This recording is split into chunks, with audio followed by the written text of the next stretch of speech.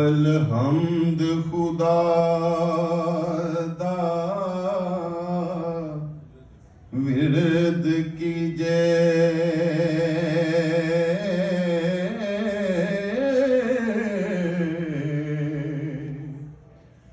इश्क कीता सु जगदा मोल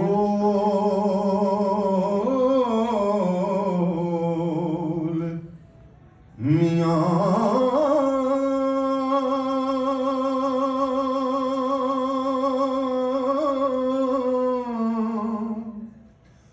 पहला आप ही रब ने इश्क कीता,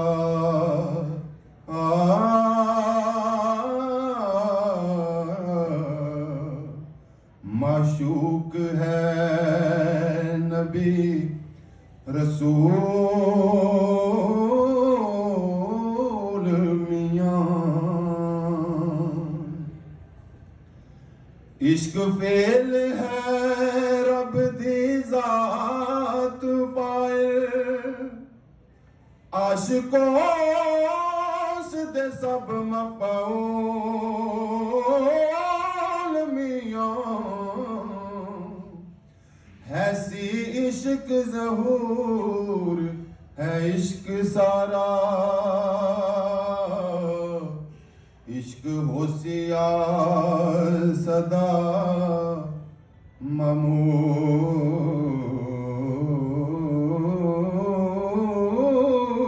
मियां। इश्क पीर फकीर दा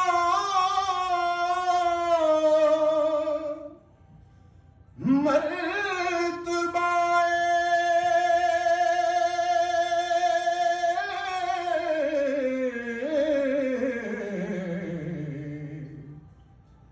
मर्द इश्क दा भला रंजूल मियां। इश्क वास्ते रब हबीब उते कीता आप फुरकान नज़ूल मियां। पढ़ पढ़ इल्म कज़ा पे करन काजी, बाज इश्क दे रैन मजहूल मियां। पढ़िया इल्म न रब दी तम होवे, इक्को इश्क दा हरफ मकूल मियां। खुले तिनों दे बाब कुलो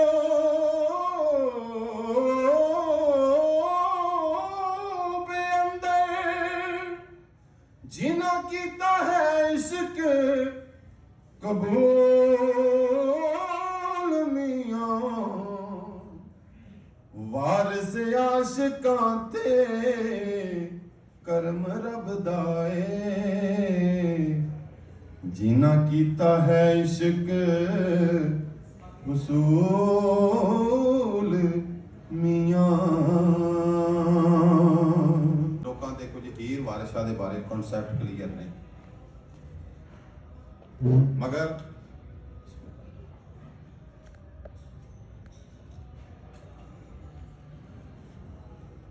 मैं दसदा चलना कि अज तुसां जिस वेले बाबा जी की किताब मेरे को सुननी है, शेर सुनने ने,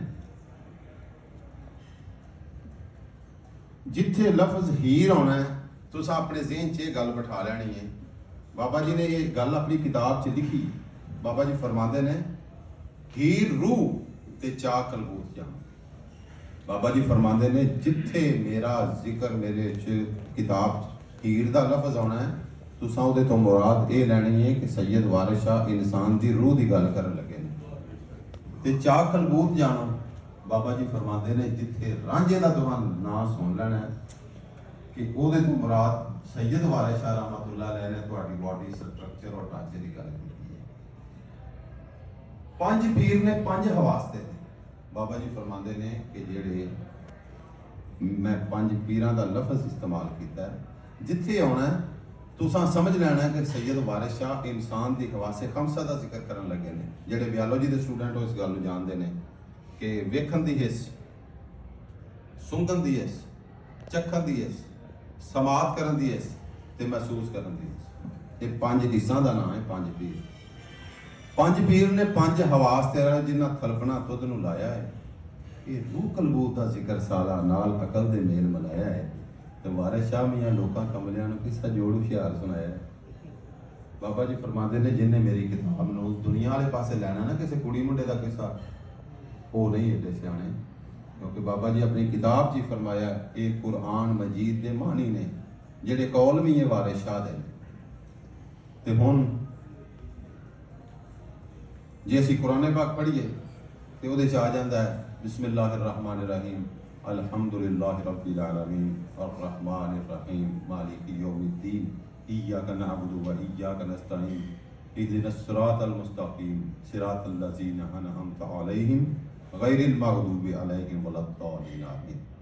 ते जे इसी गल नूं बाबा जी गुरु नानक होरां दी गुरबाणी च मैं जाके वेखां ते बाबे हरां ने इस हमदिया कलाम का तर्जमा अपने अंदाज किया है।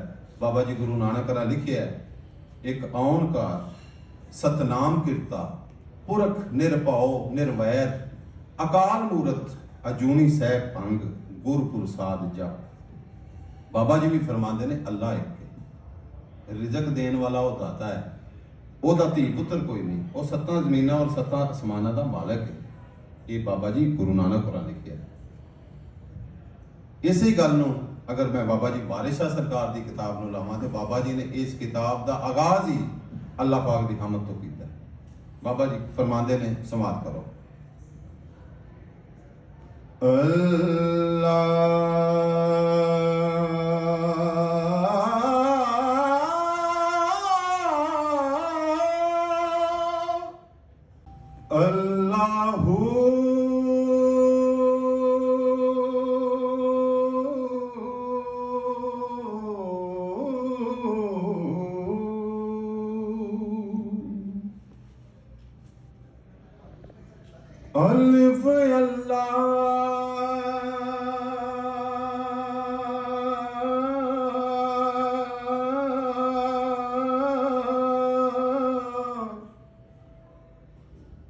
अल्फ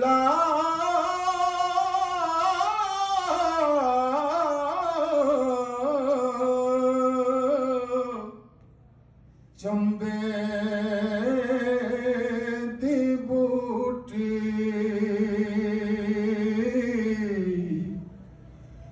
मेरे मन विच मुर्शद लाए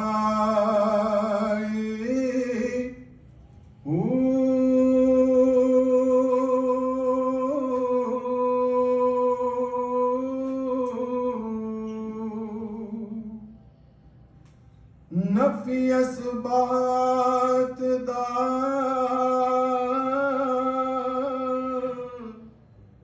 पानी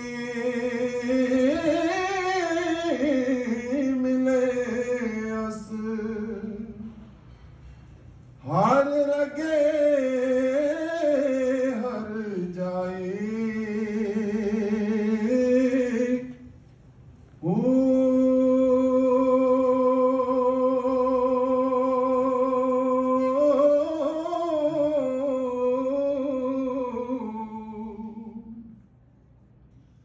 अंदर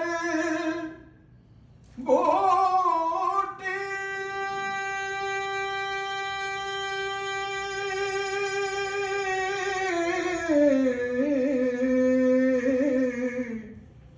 मुश्क मचाया जान भुलाते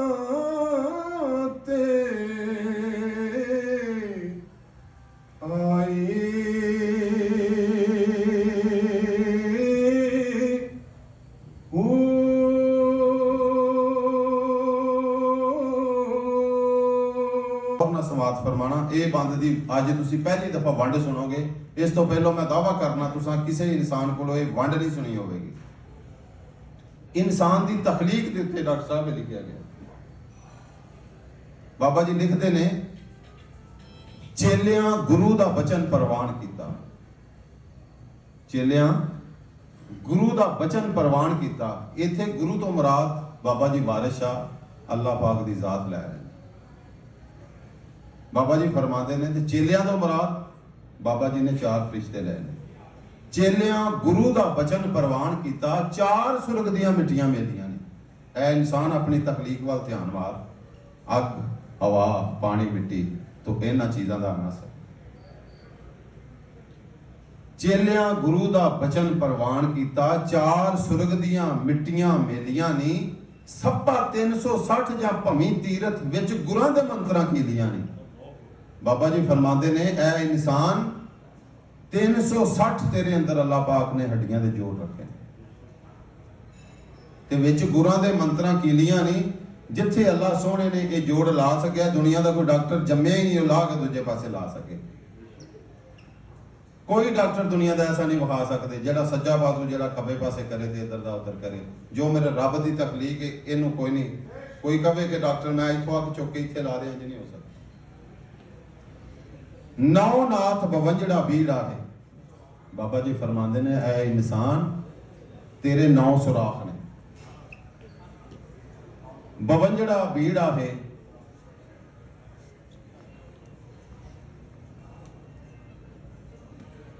जी ओके हो गया कि ए इंसान 9 नाथ 52 बीड़ा के तेरे 9 सुराख ने ते 52 तेरियां हड्डियां चो हड्डियां निकलियां ने। 32 तेरे दंद ने, 10 तेरे 9 ऐ ने, 10 तेरे पैरां दे ने। 6 जती ते 10 उतार आहे विच आबे हयात दे छीलियां ने। बाबा जी आंदे ने 6 ऐसे इंसानी जिस्म च हिस्से ने जिन्हां च हड्डी कोई नहीं। फिर फरमाते ने कि एक दूए दे नाल ना बात करदा, बातां फोलियां सब सहेलियां ने। ये जेड़े जोड़ अल्लाह पाक ने जिथे फिट कर छड़े ने ना, ये दूजी जगह नहीं जा सकते। गल नहीं कर सकते भी मैं इत्थे आना जी इत्थे आना, जिथे रहना उन्हें उत्थे ही रहना। ते वारिस शाह ना ताकत है बोलने दी जिथे कुदरतां रब दियां फैलियां ने। बाबा जी आंदे ने किसी ने जुरत ही नहीं हो इन्नी गल कर सके कि अल्लाह पाक ने इंज तकलीफ कीती ते मैं इंज कर दिया। ते जे रिवाज आ गया ताड़ी का तो ये इस वास्ते कहीदा भी चलो ताड़ी मार लो, होर कोई मकसद नहीं होंदा। एक होंदा है भी बास दोस्तां नूं मैं देखिया है कि जो बंदे महफिल च बैठते हैं ना ते किसी की गल का किसी के कलाम का सरूर आवे तो बंदे बैठे बैठे सौ जाते हैं। ये हकीकत गल है क्योंकि बंदा सौंदा उदों ही है जो उन्होंने ज़हनी सुकून मिलता है। तो जिस वेले ताड़ी वगैरह मरवा लईदी उहदा एक तो होंदा है कि बंदे जिहड़े ने सुन रहे हैं ये ताड़ी मारन तो ये पता लगता कि मैं जिहड़ी गल कर रहा ये पंजाबी की समझ आती। क्योंकि इत्थे मैं अक्सर ही बंदियां नूं वेखिया कि जिस बंदे नूं भी गल करो वो इंग्लिश टू इंग्लिश ही चल रहे हैं और पंजाबी बोलते जिहड़े ने वो ढाबियां ते जाके वेखिया भी मैनूं इस तरह यह चीज़ दे दिओ ते बाकी घट ते बाकी हुण एक ऐसा मैनू टाइम भी सामने आ गया कि 9:20 ते साडा प्रोग्राम खत्म होगा 9:18। है जी साडे कोल आ गई है चिट और जो चिट आ जाती है मैं वह पाउंड होना। मैं पाकिस्तान च कला ऐसा बंदा वां मेरी